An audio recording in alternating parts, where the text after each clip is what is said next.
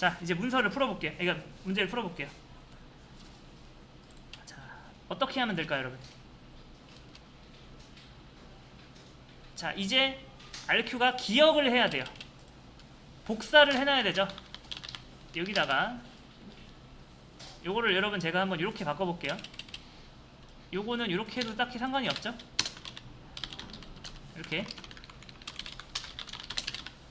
그러니까 얘가 리턴한 거를 이 변수에 넣고서 리턴합니다. 이거에 상관없죠. 그 다음에 이걸 어떻게 해요? 얘를 이렇게 하면 당연히 오류가 나겠죠. 그런데 이런 변수를 만드는 거예요. 여기가 아니라 뭐다? 여기다가.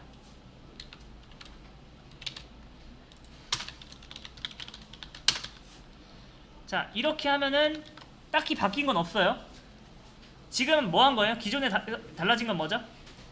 util한테 갔다 온 결과를 파람스한테 저장을 하고서 리턴을 한다. 그거밖에 없는 거죠. 자, 근데 저는 뭐다? 이게 딱 한 번만 실행되게 하고 싶어요. 자, 그래서 저는 여기다가 여기다가 이렇게 한번 해볼게요. util. 호출됨.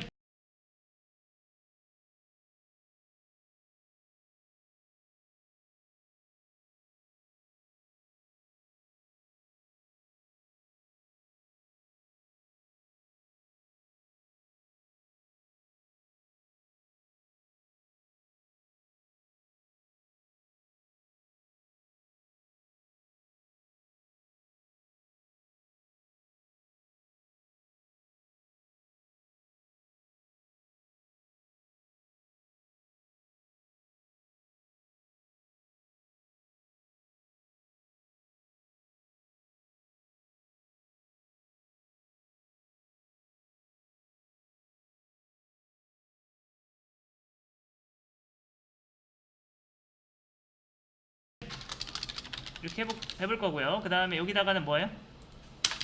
이거 호출됨 이렇게 할 거예요. 자, 총 몇 번 나왔죠? 자, 호출됨. 그 다음에 호출됨 6번인데, 자, 줄여야 돼요. 자, 그래서 저는 여기에서 이 짓을 하기 시작합니다. 만약에 이게 없을 때만 요걸 가는 거예요. 자, 해볼게요. 그러면 어떻게 되죠? 자, 이제 보이시나요? get URL 파람으로 인해서 뭐예요? util한테 가는 경우는 뭐죠? 확 줄었죠. 확 준 게 아니라 한 번밖에 없죠. 다시 한번 정리. 자, 여러분이 이렇게 필드를 만들면 요 안에 기본값이 뭐 들어있죠? 널이 들어있습니다. 여기에는 이게 널이 생략되어 있다고 보시면 돼요. 다시 한번 int age라고 쓰면 여기 뭐가 생략되어 있는 거죠? 여기 0이 생략되어 있는 거다 라고 보시면 됩니다. 그러니까 자, 이제 RQ 입장에서 맨 처음에 요청을 받으면은 파람스가 비어져 있는지 봅니다. 비어져 있으면 딱 한 번 가는 거예요. 네, 리턴하고. 그러니까 정확하게 말하면은 여기 이거 호출할 때는 뭐예요? 공장 한번 다녀옵니다. 근데 여기 이거 호출할 때는 뭐예요? 더 이상 갔다 오지 않아요. 자, 마찬가지로 어떻게 하면 되죠? 스트링 URL 뭐예요? URL 패스인가? 이렇게 하나 만들어 놓고, 네.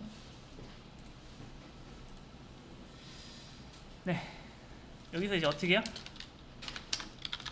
이렇게 하면 딱히 크게 변한 건 없죠? 근데 이제 어떻게 한다? 만약에 이게 뭐다? 널일 경우에는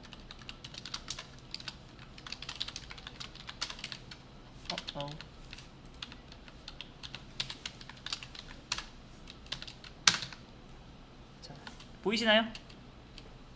호출됨. 그 다음에 제가 계속 해볼게요. 자, 아무리 해도 공장을 딱 몇 번만 갔다 나요? 두 번만 갔다 오는 거죠.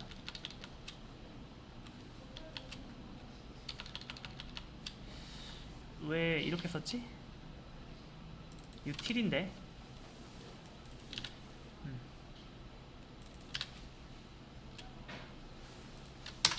됐나요? 됐습니다.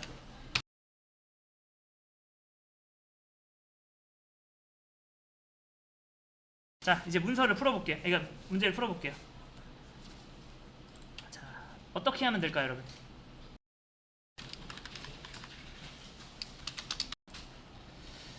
달라진 거는 여기에 원래 요거를 못 건드렸거든요.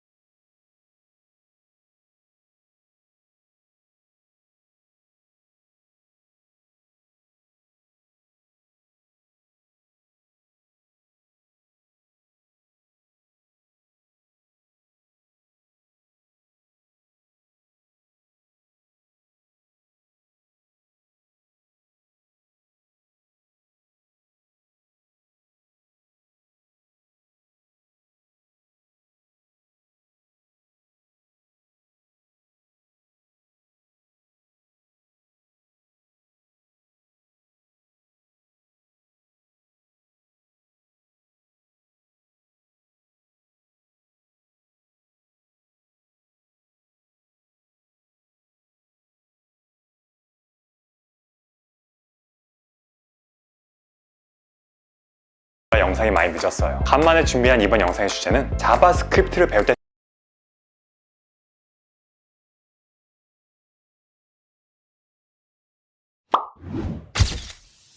함수형 프로그래밍을 설명하는 자료들은 많지만 처음 접하는 사람들이 이해하기에는 낯선 단어들도 많고 아무래도 진입 장벽이 있죠. 이번 영상으로 대략적인 개념을 잡고 나면 그 자료들이 훨씬 머릿속에 잘 들어오게 될 거예요. 이 영상을 보셨다면 객체지향 프로그래밍이 절차지향 프로그래밍과 상반되는 것이 아니라 절차지향적 요소들과 공존하기도 하고 이들을 포함하기도 하는 개념이라는 걸 아셨을 거예요. 많은 사람들이 궁금해하는 함수형 프로그래밍도 객체지향과 아주 대립하거나 하는 관계까지는 아니에요. 대표적인 함수형 언어 스칼라를 봐도 함수형인 동시에 객체지향적 언어이기도 하죠. 단 객체지향이 그랬듯 함수형 프로그래밍은 프로그래머들이 일하는 새로운 패러다임을 제시해요. 그런데 그건 객체지향을 접할 때 이상으로 이질적이라 단순히 함수형 프로그래밍을 이해하는 것을 넘어서서 함수형으로 생각하는 연습이 필요한 거죠. 함수형 프로그래밍을 배운 저도 열심히 코딩하다가 이건 내가 일일이 안 해도 되지 할 때가 있거든요. 일단 직접 보면서 감을 잡아보도록 하죠. 여기 초콜릿을 만드는 두 공장이 있어요. 하나는 비함수형, 하나는 함수형으로 작업을 한다고 하네요. 비함수형 공장을 먼저 방문해 보도록 하겠습니다. 와, 다들 분주하게 일하고 있네요. 각자 어떤 일들을 맡고 있는지 이야기해 주시겠어요? 안녕하세요, 공장장입니다. 저는 이곳의 프로세스 전반을 관리하죠. 카카오가 들어오면 수령과 목표 생산량을 공지하고 각 직원들에게 업무를 배정해 줍니다. 저는 로스팅 담당 직원이에요. 들여온 카카오 수량을 확인하고 카카오를 볶습니다. 로스팅이 다 되어가면 남은 시간을 표시해서 분쇄 담당이 이를 준비할 수 있게 해주죠. 분쇄 담당이에요. 시간을 확인한 다음 로스팅된 카카오를 분쇄기에 돌려서 진득한 카카오 메스로 만들어냅니다. 분쇄 담당이 일을 마치면 제조 4인차는 공장장님부터 당일 요구사항을 확인받은 뒤 각 종류의 초콜릿을 목표 생산량에 맞춰 만들어내요. 저는 커팅 담당이에요. 만들어진 초콜릿을 적당한 크기로 예쁘게 잘라서 제품을 완성하고 공장장님께 완성사항을 보고하죠. 네, 각 구성원들이 맡은 역할에 따라 협력하며 일하는 모습 잘 봤습니다. 이런 시스템을 구축하기 위한 설계자의 고민이 엿보이네요. 그렇다면 이번에는 함수형으로 일하는 공장을 살펴볼까요?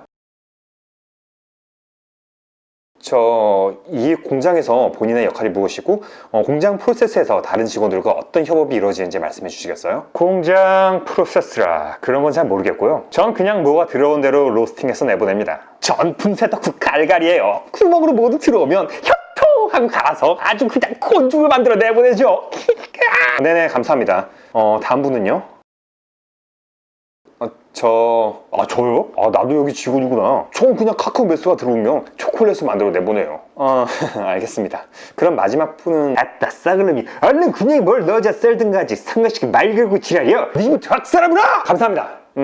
뭔가 사회성 부족한 히키코모리 그룹도 아니고 선뜻 납득이 가지 않는 그림이죠. 이런 친구들로 뭐가 일이 잘 될까 싶지만 의외로 공장은 굉장히 잘 돌아갑니다. 어떤 면에서는 오히려 이쪽 공장보다 안정적이기까지 하죠. 함수형 프로그래밍의 함수를 비유로 나타내는 이 친구들은 몇 가지 뚜렷한 특징이 있어요. 첫째, 인풋과 아웃풋이 있다는 것. 이 친구들에게 일을 시키는 방법은 그들의 역할들을 처리할 중간 재료를 넘겨주는 겁니다. 그러면 각자 그것들로 맡은 작업을 해서 결과물을 넘겨주게 되는 거죠. 둘째, 외부 환경으로부터 철저히 독립적이에요. 이쪽 친구들처럼 다른 곳에 뭘 적어두지도 참조하지도 않아요. 오로지 자신들에게 주어진 것들로만 정해진 작업을 하는 거죠. 셋째, 방금 그 두 번째 특성 때문에 가능한 건데 같은 인풋에 있어서는 언제나 동일한 아웃풋을 생산해내요. 외부 요인의 영향을 받지 않으니까 철저히 들어오는 재료에 따른 결과물이 만들어지고 다른 직원들에 대해서도 넘겨주는 결과물 외에는 아무 영향을 주지 않죠. 이런 걸 순수 함수라고 해요. 때문에 이 친구들이 이렇게 연결되어 있는 이상 같은 양과 같은 종류의 카카오를 넣어주면 언제나 같은 수와 품질의 초콜릿이 만들어지는 걸 기대할 수 있을 거예요. 비함수형 공장에서도 실수는 없다면 괜찮겠지만 이런 변수들이 변수로 작용하겠죠. 공장장이 적어둔 숫자를 다른 외부인이 건드리거나 적어둔 사람과 확인하고 수정하는 사람의 타이밍이 엇갈리거나 등등 이렇게 여러 함수들이 손을 대는 외부 변수에 오류가 생기면 공장 프로세스에 차질이 생길 수밖에 없을 거예요. 이 단순 담백한 설계에 비해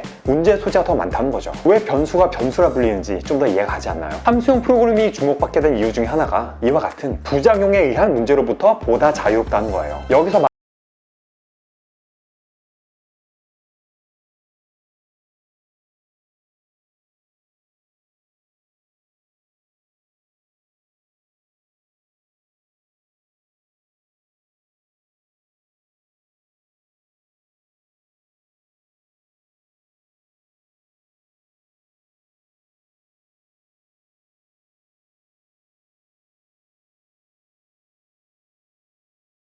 말하는 부작용, 부수효과는 어느 함수의 동작에 의해 프로그램 내 특정 상태가 변경되는 상황을 말해요. 변경된 상태는 관련된 다른 동작들에게 영향을 미치겠죠. 이 영상에서 두 개의 스레드가 한 변수에 접근할 때 발생할 수 있는 오류에 대해 이야기했었죠. 컵이라는 변수에 두 사람, 두 스레드가 접근한다고 가정하죠. 한 사람은 콜라병 뚜껑을 열어서 컵에 콜라를 따르고 콜라병 뚜껑을 닫고 콜라를 마셔요. 다른 한 명은 간장통을 열고 컵을 비우고 컵에 간장을 따르고 간장통을 잠그고 컵으로 계량하는 간장을 냄비에 따라요. 콜라를 따른 사람이 콜라병을 잠그는 동안 간장을 쓰는 사람이 컵을 비우고 간장을 따른다고 생각해봐요. 이렇게 비유될 수 있는 일들이 사무용 앱에서, 게임에서, 심지어 고객 결제에 돈을 넣고 빼는 서비스에서 일어난다면 정말 큰일 나겠죠. 이런 오류를 방지하기 위해 고안된 방법들이 많아요. 한 스레드가 접근해서 일을 마치기까지 수동으로 변수에 락을 걸거나 언어마다 싱크로나이즈드 등을 이용해 변수를 동기화하기도 하죠. 수동적인 방식들은 구현이 어렵고 주의를 많이 필요로 해요. 시간차에 의한 오류의 가능성들을 다 감안해야 하기 때문에 조심스럽게 짜도 예상치 못한 오류가 날 수 있는 거죠. 함수형 프로그래밍은 함수의 동작에 의한 변수의 부수적인 값 변경을 원천 배제함으로써 이런 종류의 오류들을 방지하는 거예요. 문제의 소지가 있는 일은 하지 않는 코딩 방식이라는 거죠. 외부 변수를 사용하더라도 그 본체에 접근해서 변경하는 게 아니라 인자로 넣어서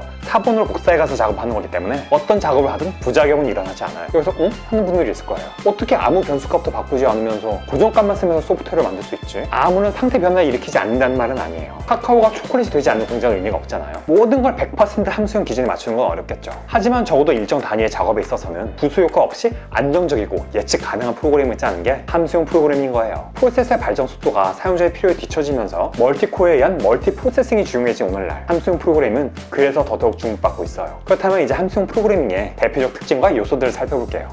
코딩, 왜 망설이세요? 코딩이요? 미래를 생각해서 해야죠. 근데 뭐부터 배워야 돼요? 코딩. 선언형, 무슨 말인지 아직 모르겠죠? 여러분이 함수형을 배우기 전 아마도 해왔을 것들은 명령형 프로그래밍일 거예요. 너는 이걸 하고 너는 저걸 누구는 어떻게 해서 이러이러한 결과를 산출해내라 하는 게 명령형으로 사고하는 거예요. 반면 선언형은 이렇게 생각하는 거예요. 이거는 이거다.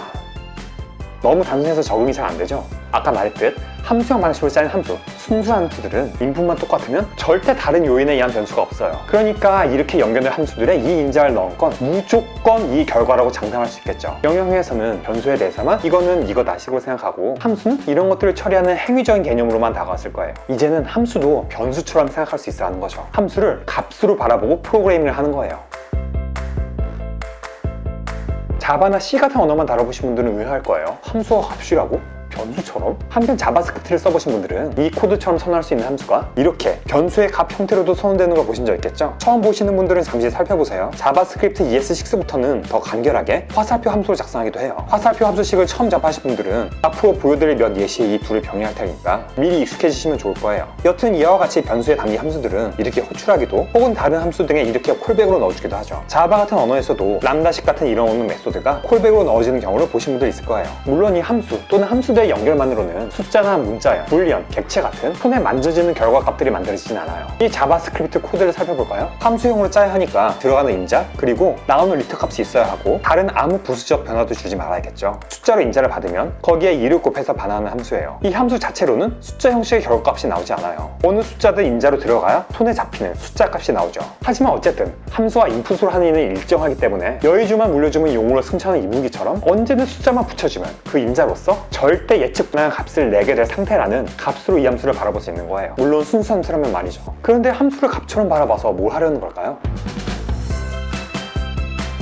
인풋이 있는 함수는 특정 값을 인자로 받죠. 함수를 값으로 볼 수 있다면 함수도 다른 함수에 인자로 넣어줄 수 있을 거예요. 칼크라는 함수를 살펴보죠. 인자 셋을 봤는데 첫 번째와 두 번째 인자를 세 번째 인자에 인자로 넣은 형태를 반환하네요. 그 말인즉슨 이 세 번째 인자는 함수라는 거였죠. 인자로 받은 두 수를 더해서 내보내는 add, 두를 곱해서 내보내는 multiply, 그리고 첫 번째 숫자만큼 두 번째 숫자를 제곱하는 power를 넣었어요. 이들을 각각 2, 3과 함께 칼크의 세 번째 인자로 넣어보죠. 여기서는 칼크가 add를 받아서 두 수를 더해서 내보내고, 여기서는 multiply를 받아서 두를 곱하고, 마지막으로 여기서는 2와 3을 제곱해서 반환하죠. 지난번 비동의 영상을 보신 분들이라면 콜백으로 함수를 넣어주는 코드들을 기억하실 거예요. 이처럼 인자로 다른 함수를 받아 결과를 내보내는 함수를 고기함수라고 해요. 값은 인자로 줄줄 뿐 아니라 결과로 반환되기도 하죠. 다른 함수를 반환하는 함수도 고기함수에 속해요. 이건 대간적 뭐하는 코드일까요? 함수가 함수를 받아서 함수를 반환하네요. 인자로 받은 함수는 아마 숫자 2를 인자로 받는 함수로 보이는데, 결과 값으로 인자 하나를 받아서 이 함수에 2와 함께 넣어 반환하는 함수를 내보내요. 아직 어지럽죠? 사용을 해보죠. calc2 함수에 add를 함수로 넣은 결과를 add2 변수에다가 값을 넣었어요. 함수를 반환하는 함수니까 add2의 값으로는 함수가 들어있다고 생각할 수 있겠죠? add2의 인자를 3으로 넣어서 실행해보면 2가 더해져서 5가 반환되는 걸 볼 수 있어요. 즉 2와 함께 주어진 연수를 함수를 내보내라는 이 함수에 더하기를 인자로 넣으면 주어진 숫자에 2를 더해 내보내라는 함수가 만들어지는 거예요. calc2에 multiply에 넣어 만든 multiply2에는 예상하셨다시피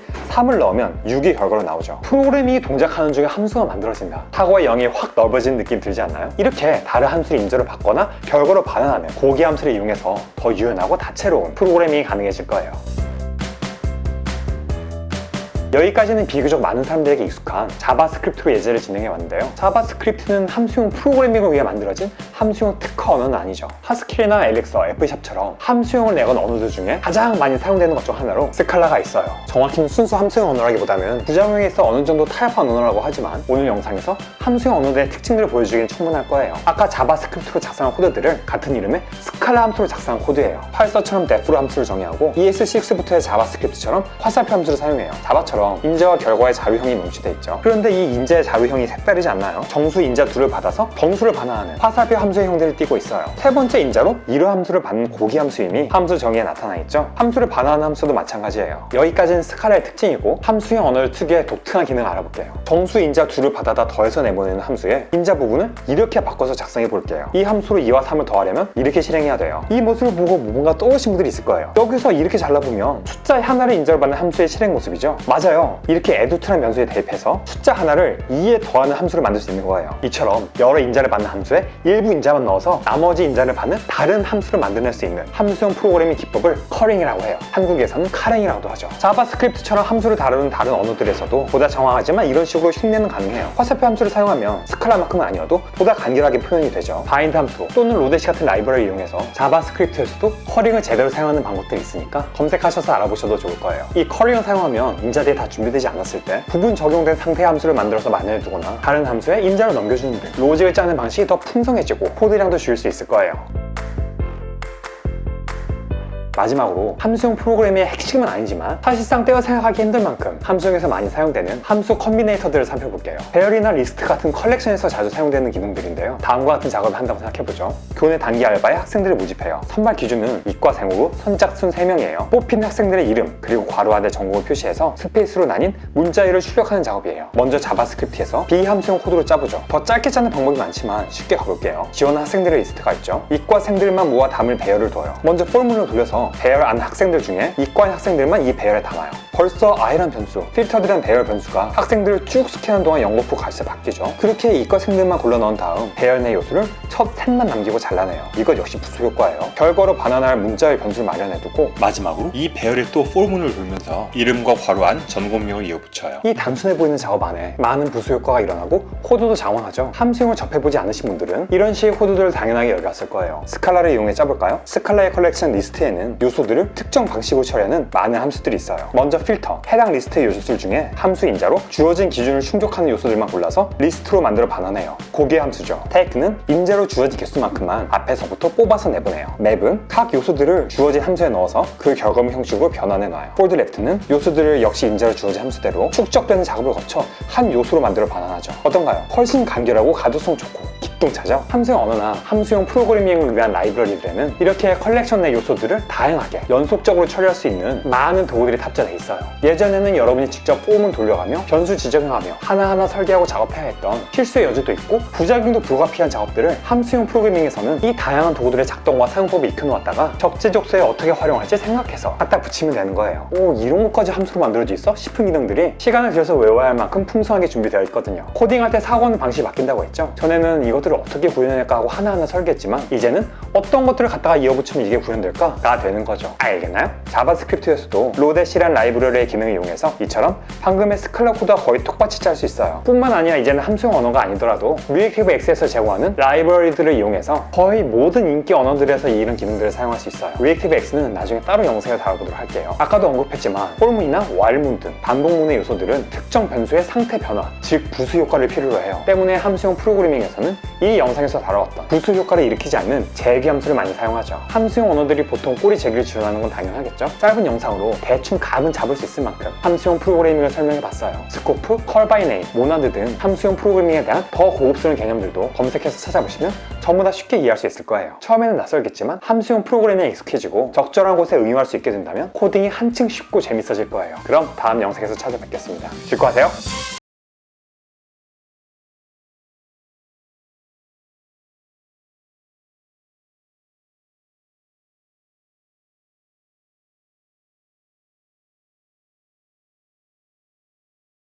소프트웨어 개발자가 되고 싶으세요? 어떤 비용도 내지 말고 먼저 공부하세요. 코드스테이츠에서는 가능합니다. 많은 분들이 댓글로 REST API에 대한 영상을 요청하셨어요. 이를 위해 먼저 알면 좋을 내용들이 있어서 오늘에야 드디어 REST API를 다뤄보도록 하겠습니다. 먼저 밝혀둘 건 이 영상에서 알려드릴 것은 진정 의미의 REST API가 뭔지가 아니라 개발자들이 일반적으로 알고 쓰는 수준의 REST API예요. 도미노나 피자 일당 같은 피자가 뭔지 알려드리는 거지 그런 건 피자가 아니야 하고 화내는 이탈리아 주방장이 현지에서 만드는 정통 로컬 피자가 아니란 얘기죠. 이미 REST API라는 게 뭔지 대략 아시는 분들은 학술적으로 정확한 의미의 REST API를 알고 싶다면 이 키워드로 검색해보시면 어떤 분이 굉장히 잘 설명해주신 영상을 찾아보실 수 있을 거예요. 그럼 시작해보죠. REST API는 정보들이 주고받아지는 데 있어서 개발자들 사이에 널리 쓰이는 일종의 형식이에요. 우체국에 가면 이런 송장들이 마련돼 있고 이용자들은 그것들을 이렇게 씌워놓은 것처럼요. 어떤 기술이나 제품이 아니라 형식이기 때문에 여러분이 어떤 프로그래밍 언어를 쓰든 무슨 프레임워크를 쓰든 뭐에다 소프트웨어를 만들든 이 폼에 맞춰서 기능들을 만들어내면 되는 거죠. 일단 API라는 게 뭔지부터 알아보기로 해요. 어떤 기계를 만들면 사용자가 그 기능들을 전부 활용할 수 있도록 제어 장치를 마련해야 해요. 예를 들어 TV는 사용자가 그걸 켜거나 끄고 채널을 선택하고 음량을 조절할 수 있게 해줘야 하죠. 그래서 리모컨이 있는 거예요. 같은 이유로 자판들에는 버튼들이 있고 컴퓨터에는 키보드와 마우스가 있죠. 이런 것들을 인터페이스라고 불러요. 기계와 인간 간의 소통 창구인 거죠. 사용자가 명령을 넣는 것뿐만 아니라 그 결과와 정보들을 받아오기 위한 TV의 스크린, 컴퓨터의 모니터 또한 이 인터페이스에 속해요. 소프트웨어 영역으로 들어가 볼까요? 컴퓨터나 스마트폰을 켜보면 사용자들이 프로그램이나 사이트, 앱을 원하는 대로 제어하고 정보를 볼 수 있도록 버튼, 스크롤바, 슬라이더, 브라우저 창 등 소프트웨어적인 장치들이 마련돼 있죠. UI란 말 많이 들어보셨을 거예요. 소프트웨어와 인간의 소통을 위한 유저 인터페이스인 거예요. 하지만 IT 세계에서는 우리 눈에 직접 보이지 않는 영역들이 더 많죠. 기계와 기계, 소프트웨어와 소프트웨어 사이에서도 수많은 정보 요청과 교환들이 이루어지고 있어요. 이들 사이에서도 소통할 수 있는 창구가 필요한 거죠. 기상 정보가 관리되는 기상청 서버가 있어요. 포털이나 기타 날씨에 관련된 정보를 제공하는 다양한 웹사이트들, 앱들이 이 기상청 서버로부터 실시간으로 날씨 정보를 요청해서 받아가요. 미리 작성된 소프트웨어를 통해서 이 기상청 서버와 이 서버들 또는 앱들 사이에 정보들이 요청되고 전송되는 거죠. 그렇다면 이 기상청 서버에게 정보들을 요청하는 지정된 형식이 있어야겠죠. 여기에 날짜, 여기에 지역, 여기엔 조회할 내용 이렇게 표시해서 이 주소로 정보를 요청하면 이렇게 답이 올 거라는 공개된 매뉴얼이 있으면 누구든 이걸 활용해서 기상청 정보를 활용하는 소프트웨어를 만들 수 있을 거예요. 이처럼 소프트웨어가 다른 소프트웨어로부터 지정된 형식으로 요청, 명령을 받을 수 있는 수단을 어플리케이션 프로그래밍 인터페이스 API라고 해요. 꼭 네트워크 상에서만 API가 있는 게 아니에요. 이 영상에서 언급했듯 로컬 프로그래밍 브라우저는 웹 API를 통해 자바스크립트로부터 특정 동작들을 지시받기도 하죠. 윈도우에는 개발자들이 프로그램을 개발할 때 시스템이나 하드웨어에 대한 세세한 지식 없이도 지정된 명령으로 윈도우에서 동작을 수행하도록 소프트웨어를 짤 수 있는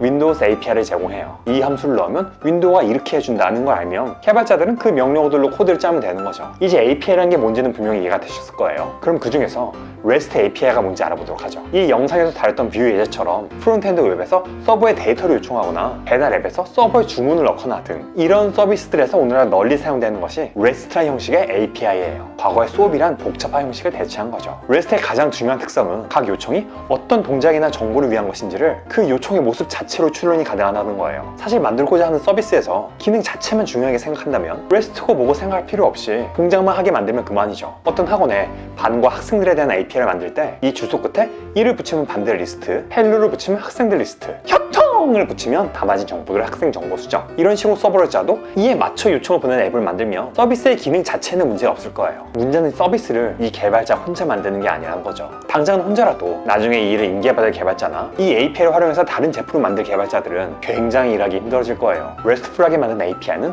요청을 보내는 주소만으로도 대략 이게 뭘 하는 요청인지 파악이 가능해요. 학원 DB에게 정보를 보내달라는 요청을 할 때 주소에 이렇게 클래스가 부른다면 아마도 학원의 반들 목록을 받아오는 요청일 거예요. 그 뒤에 이렇게 인덱스, 고유 번호가 따라 붙으면 보통은 그 반들 중 인덱스 번호가 이 숫자인 반의 정보가 오죠. 그 뒤에 수정치를 붙여서 보내면 이 반에 해당하는 학생들의 정보가, 여기에 또 인덱스를 붙이면 그 학생들 중에 이 인덱스 번호를 가진 학생의 정보가 오겠죠. 혹은 이렇게 조건을 붙여서 남학생들의 정보만 받아올 수도 있을 거예요. 한 페이지에 10명씩 받아오는 거라면 이런 식으로 표현이 가능하고요. 기똥차죠? 자원을 구조와 함께 나타내는 이런 식의 구문자를 URI라고 해요. 그런데 이런 조회 작업뿐 아니라 정보를 새로 넣거나 수정하거나 삭제하는 작업도 필요하죠.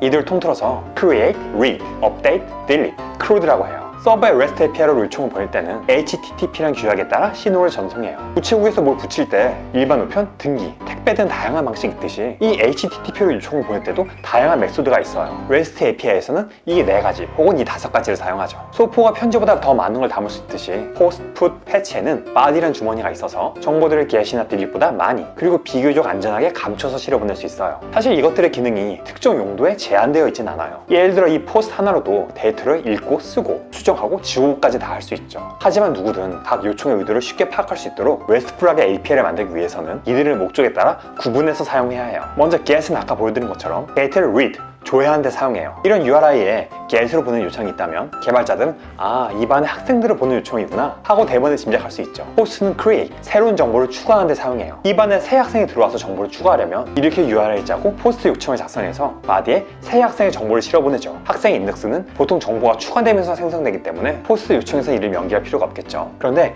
이 인덱스를 가진 학생의 정보들이 변경되었어요. 그럴 때는 URI에 변경할 학생의 인덱스까지 명기한 다음 put 또는 패치를 사용해서 변경, 업데이트될 새 정보들을 역시 바디에 실어보내요. 풋과 패치의 사용은 쓰는 것마다 다르고 그냥 풋으로 다 하는 것들도 있는데 알려진 정석은 풋은 정보를 통째로 갈아 끼울 때, 그리고 패치는 정보 중 일부를 특정 방식으로 변경할 때 사용하는 거예요. 어떤 학생이 학원을 그만두면 딜릿을 써야겠죠. 당연히 URI는 그 학생의 인덱스까지 표시해야 할 거예요. 알겠나요? 말씀드렸다시피 포스트나 풋 같은 거 하나로도 용량이 적고 중요도가 낮은 것들은 get으로도 이 4가지가 다 가능하겠지만 이것들로 구분 가능한 요청을 만들어내려면 이렇게 URI에 이들 동작까지 표시해야 할 거예요. 정석에 비해 뭔가 깔끔하지가 않죠. 이런 것들을 양하기 위한 REST의 규칙 중 하나로 URI는 동사가 아닌 명사들로 이루어져야 한다는 게 있죠. 결국 REST API란 HTTP 요청을 보낼 때 어떤 URI에 어떤 메소드를 사용할지 개발자들 사이에 널리 지켜지는 약속이에요. 이미 말했듯 형식이기 때문에 기술에 구애받지 않죠. 여러분이 앱을 만들든 웹사이트를 만들든 그것들을 어떤 언어로 뭘 써서 만들든